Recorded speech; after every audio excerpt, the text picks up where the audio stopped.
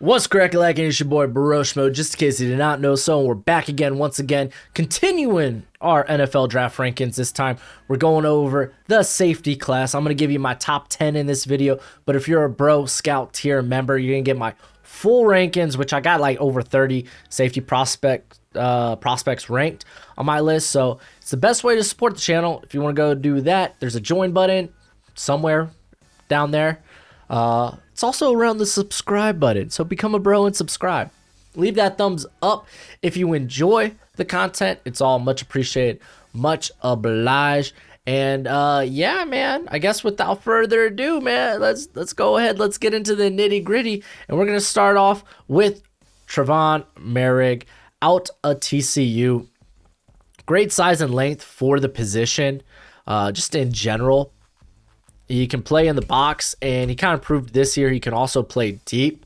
I feel like his processing, just how he saw the field, how he saw routes develop, that it just became a lot faster. They caught up with his physical traits in 2020.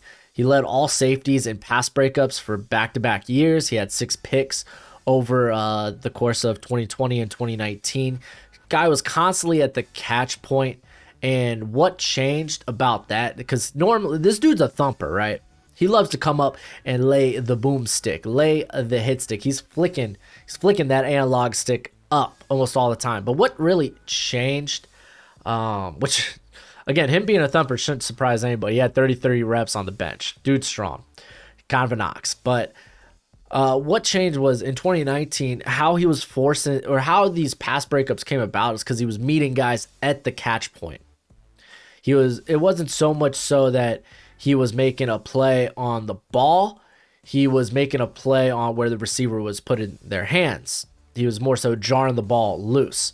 How that changed was he was actually able to, like in 2020, he was making plays on the ball. He was able to turn back around, see where it is, and actually make a play on the ball. You like to you want those ball skills, especially if this guy's gonna be potentially lined up deep. Which, if you're the first safety in this class, you almost have to be able to do that. You have to be able to play deep. I think if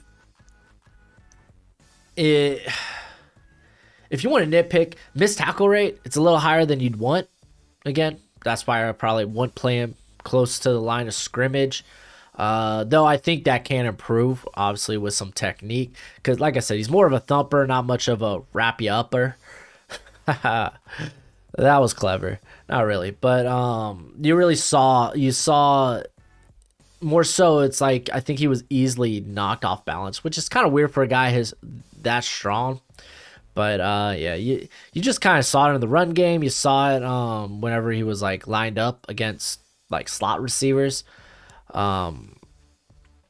Think more so maybe he's just not nearly as nimble. It's the word I've liked to use in these videos now, as you'd like. But again, ideal size, great processor in terms of the development, how he jumped from 2019 to 2020, exceptionally strong. He's the first safety in this class. Next, I got Richie Grant. He is, well, now starts the second round.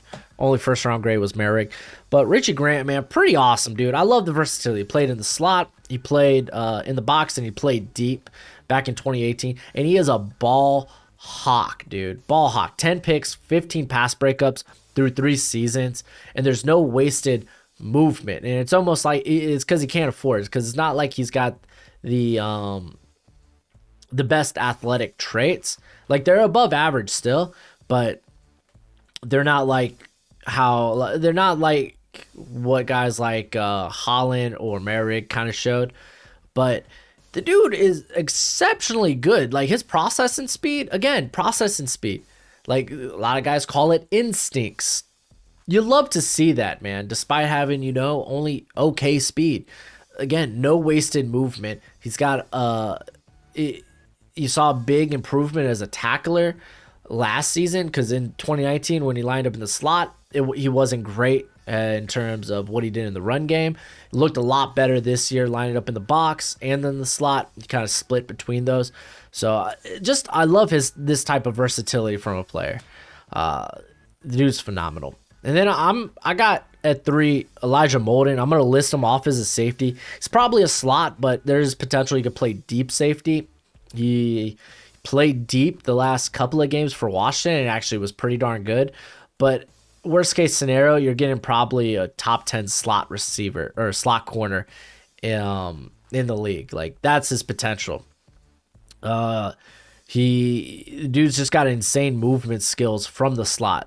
Like, his lateral movement's very good, and while not necessarily his speed is great, the way he puts his hands on receivers, he's a great deep ball defender.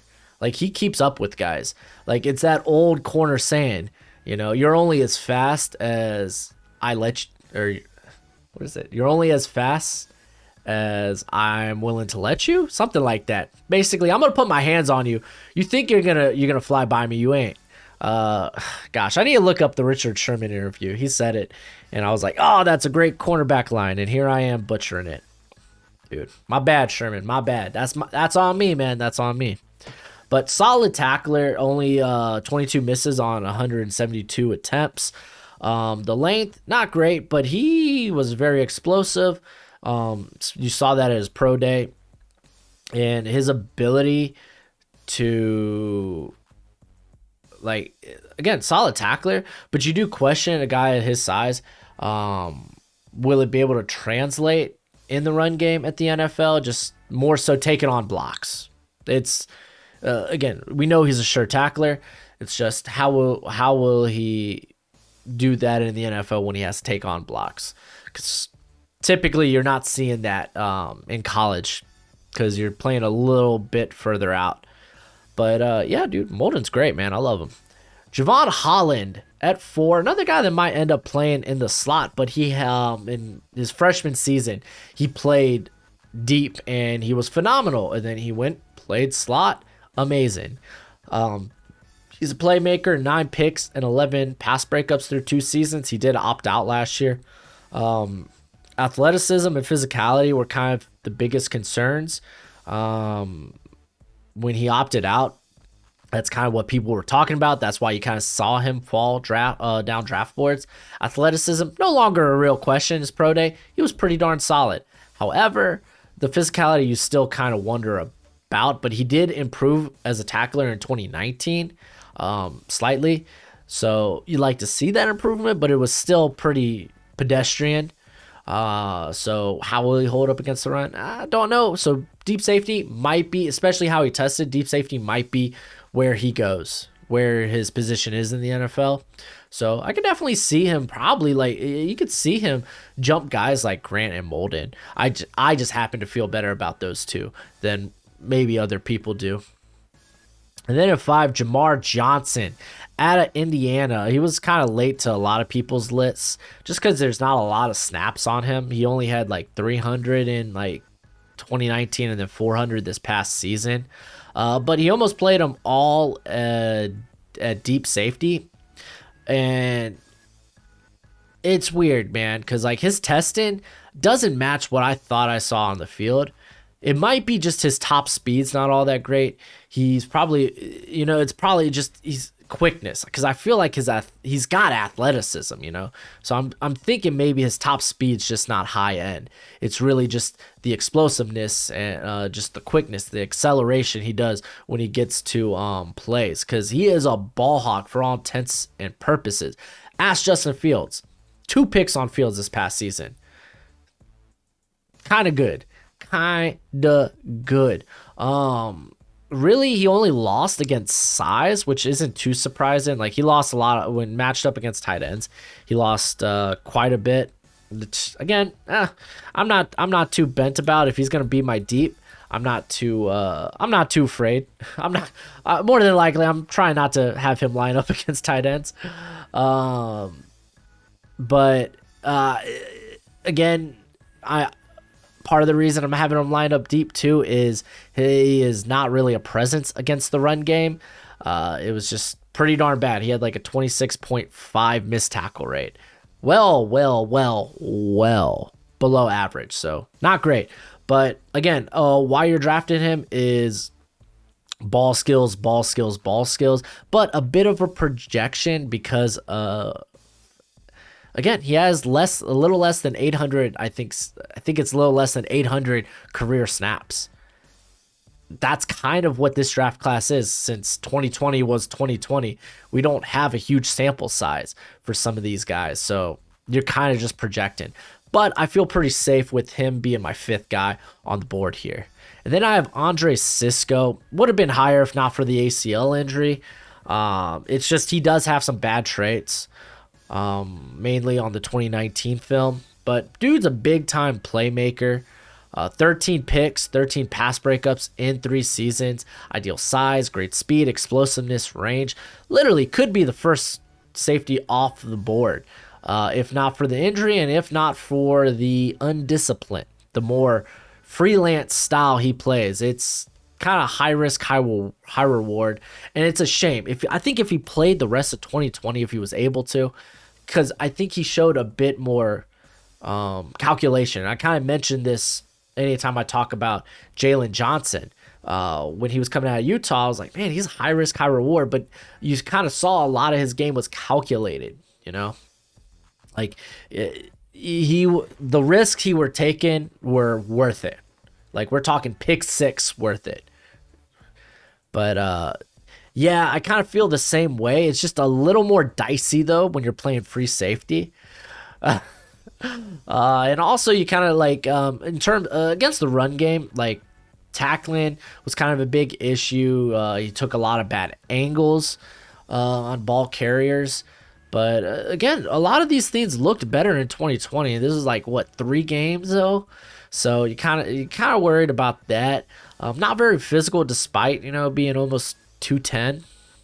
So I think he has to go somewhere in day 2. It's just kind of hard to project him at this point. So, yeah. And another thing in coverage, like I say, he was more calculated. If you go back to like 2019 though, he had a stretch where he was just baited by like, there wasn't,